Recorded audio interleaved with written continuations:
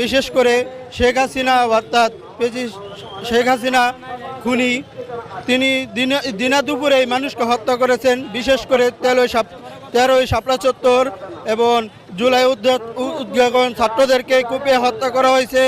আমরা সকলে মিলে যেন আল্লাহ তাআলার কাছে দোয়া করি তার অতি শীঘ্রই যেন তার সুবিচার হোক।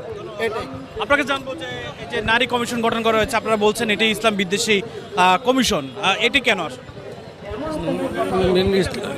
ইসলাম বিরুদ্ধে নারীদের সাথে যে আমাদের যেই আল্লাহ পাক হযরত মুহাম্মদ সাল্লাল্লাহু সাল্লাম যেই কোরআনভাবে নারীদের মর্যাদা দিছে, আমরা ওই মর্যাদা মতনই করতে চাই। কিন্তু তারা যেইভাবে অবৈধ একটা সম্পর্ক এটা করে বাস্তবায়ন করতে চাইতেছে, এটা আমরা চাই না। তাহলে আমাদের বর্তমান যে ওলামা হযরত আমাদের মুরব্বীরা যেটা করে করতেছে, তারাই আমরা এটি আমরা মেনে নিতে চাই।